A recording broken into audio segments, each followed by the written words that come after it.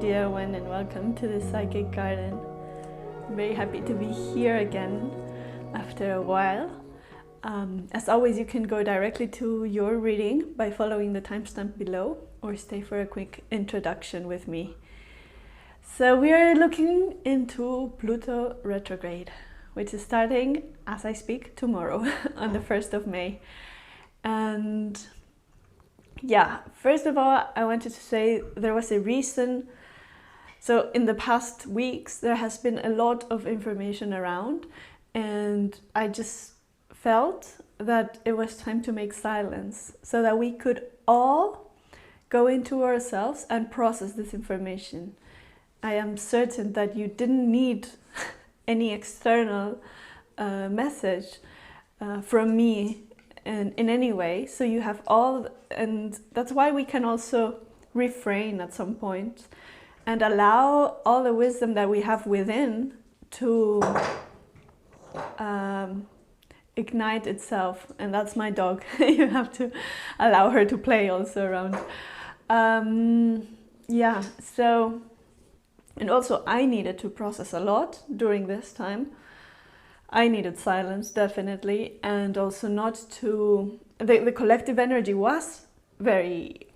It brought to the surface a lot of things with the Mercury retrograde, eclipse, and going into Taurus. So there was a lot of simultaneous movement that we had there.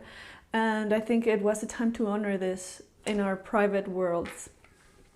And now I'm here back into Pluto, looking into Pluto, which is a planet of generations, which marks a collective in very important ways, and because it's a generational planet, and it's now moving into retrograde. So Pluto has been also part of this era of this past weeks that I'm talking about, because it entered into Aquarius, and all the movements around artificial intelligence went crazy at that point. So we also went through that. And what I mean when I say there has been a lot of information, how has this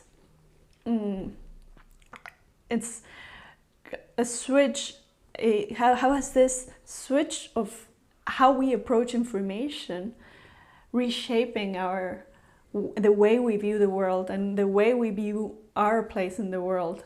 It's an information revolution what's happening, and it will happen, of course, and we all have to take a time to see how we approach this. Okay, so Pluto retrograde now, so Pluto entering into Aquarius was marking the beginning of this information, like landing it, putting it in form and shape and in the conversation. Now Pluto retrograde is allowing us to integrate how are we going to approach this new era of information in the next years. And Pluto will be in Aquarius for 20 years more or less, and so this era is going to last for those 20 years, and this retrograde is going to allow us to reflect on how we are going to approach this. That's why this retrograde is very important. We will also have some time with Pluto in Capricorn. So Pluto is going to go into Capricorn on June 11th, and it will station direct again in October 11th, okay? In Capricorn all this time, and it will come back into Aquarius on January next year, okay? So we are going to have a good time to process all this. This is very, very valuable, and it starts with this retrograde tomorrow. And what I want to ask our collective guides is, how do we approach this in ourselves, in our lives, in our walking, in how are we transforming day to day, and what are we analyzing of ourselves, so that we bring the best we can to this collective revolution, and that we take advantage of it, and that we create societies which are nurtured from this revolution and not affected by it, right? Okay, let's see. That was maybe a long talk, but I wanted to really introduce this topic, its importance and its relevance. Pain, okay. And peace. Yeah, beautiful. I knew this pain was was going. Just wait a second. Rima, tranquila. Okay. Yeah. So my dog gets triggered also by this energy. So there's some expectation in the air, right? This expectation, and it's because of this. We kind of are seeing this pain approaching, but it's a process. It's beautiful. Pluto going retrograde is going to allow us to make peace with the painful situations that we have been through. It's going to allow us to do that, but we have to do the work, of course. It's not going to just be like it's brushing on the sky and it's cleaning, you know, like doing the work for us. It's not. We do it, right? But it's allowing us to make peace with all those painful situations.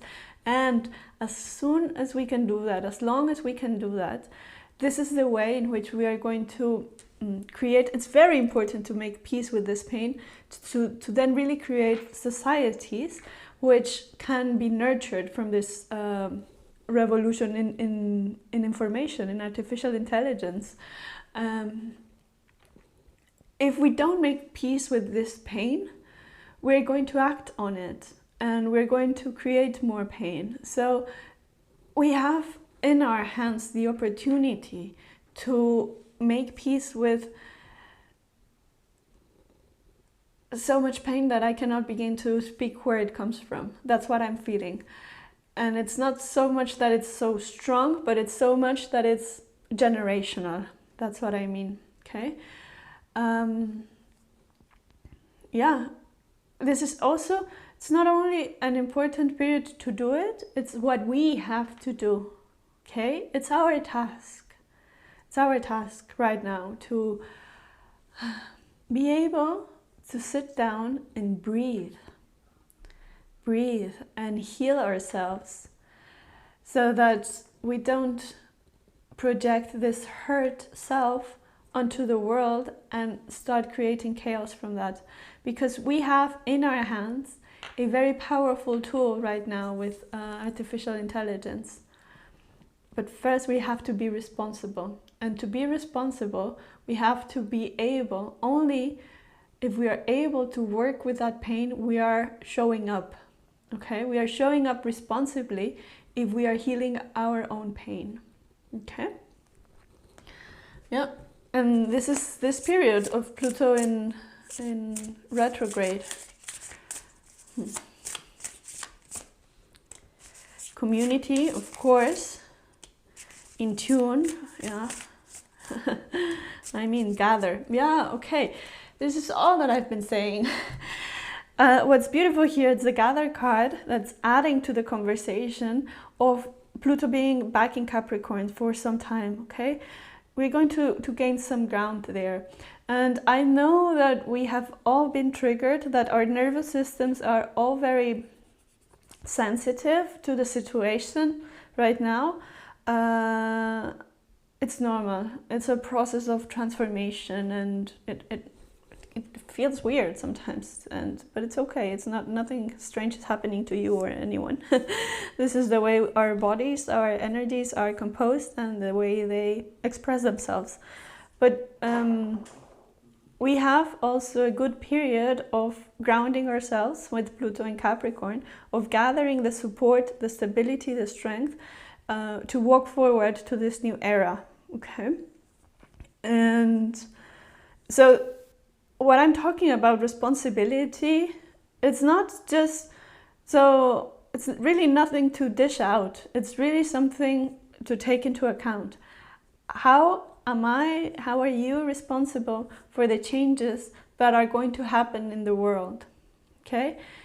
This period of gathering is going to allow you to have a stable ground, a comfortable ground, which you deserve as a human being, a nurturing place, for you to then heal that pain, make peace with that pain, and go into the world as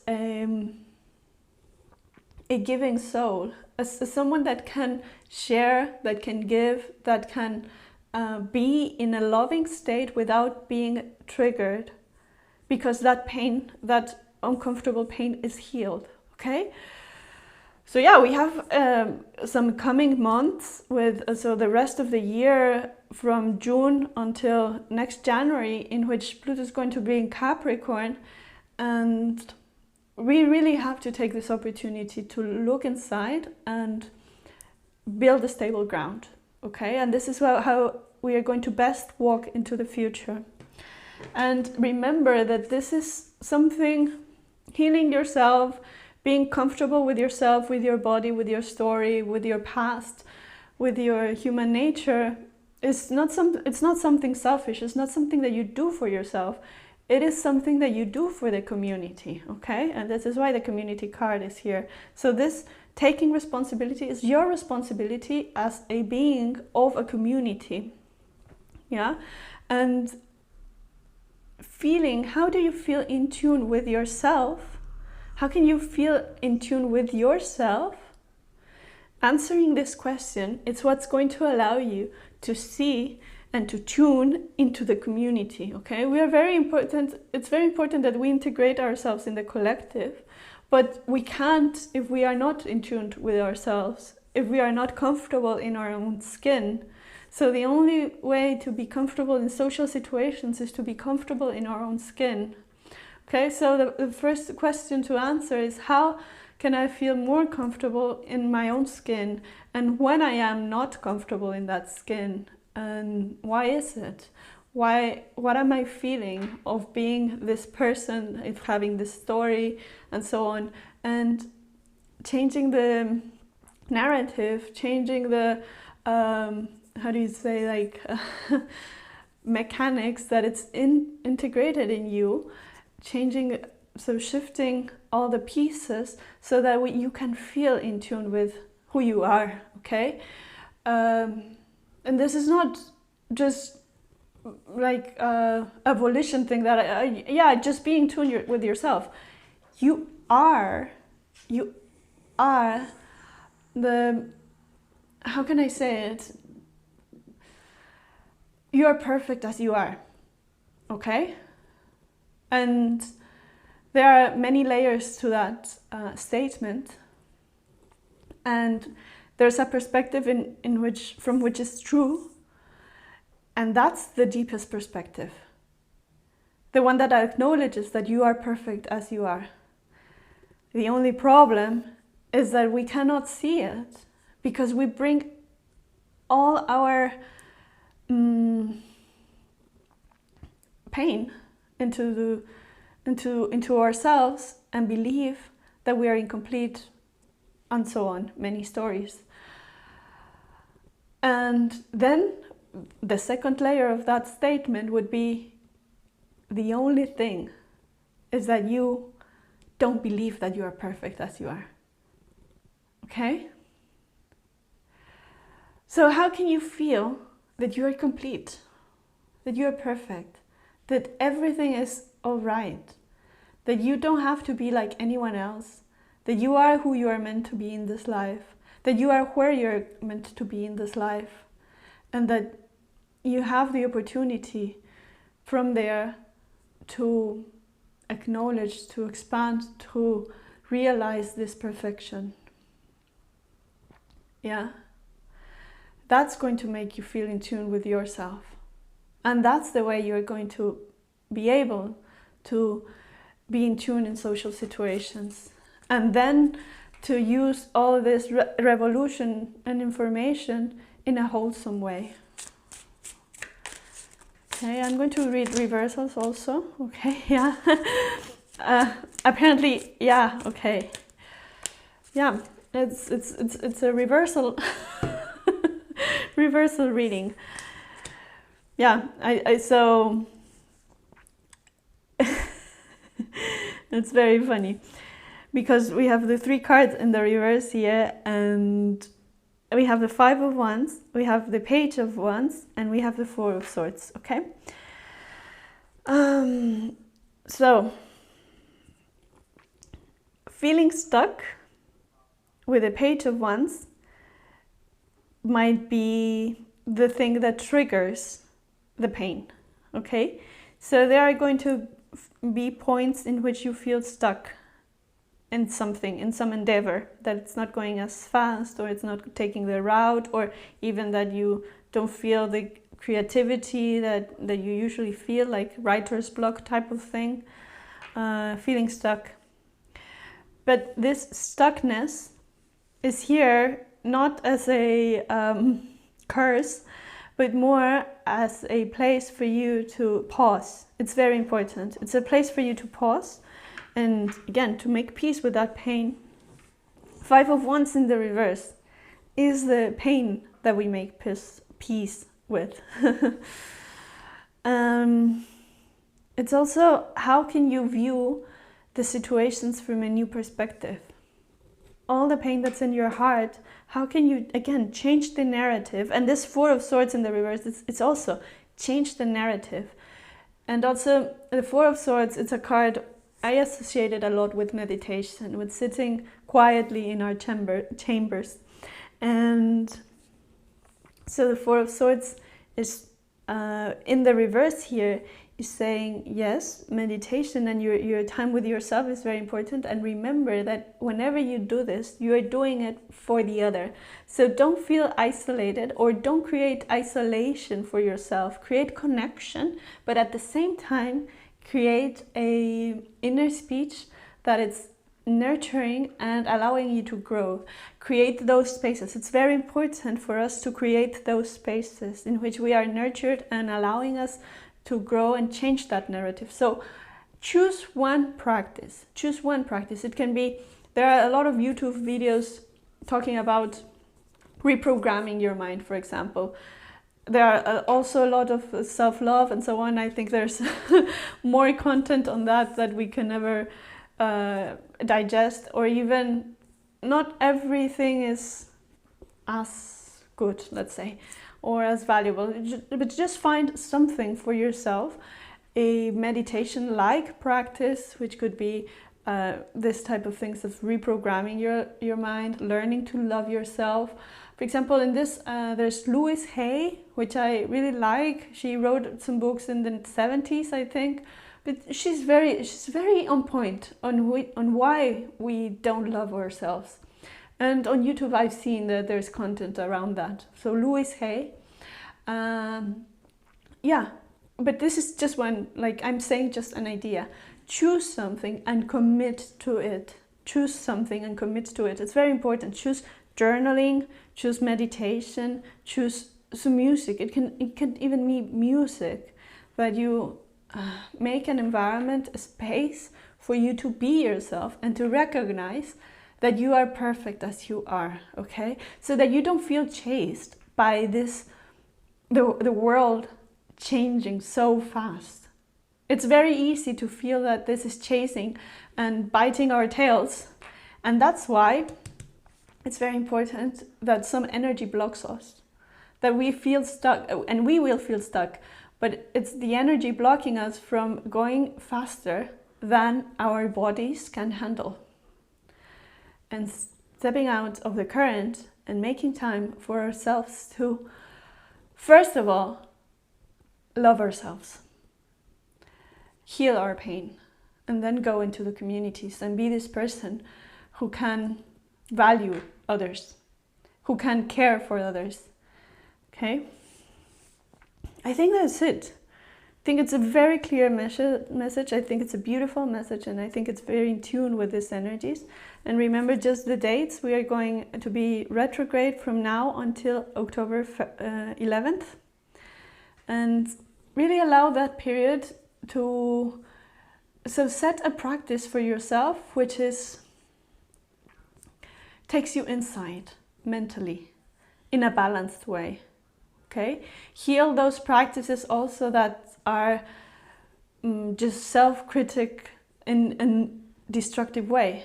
Heal those practices. In June we are going to enter Capricorn, so also there,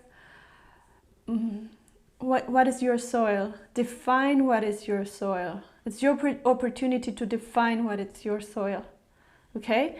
And if you choose an activity, please let me know about it. Also, I want to invite you to come back to this reading in a month or two, or during this period, because we might forget the advice that our guides are giving us, and it's important sometimes simply to remember. So pin it down, leave it for yourself somewhere, put a notification and find it in a later moment. It will help you a lot. I know that, okay? I'm certain of that. So I just want to thank you and your guides and the collective guides for being with us for this process, for allowing us to transform and to go into this revolutionary period with our hearts guiding the way. So, thank you. I invite you, of course, to subscribe, like, share, and stay around for other readings. I wish you all the best.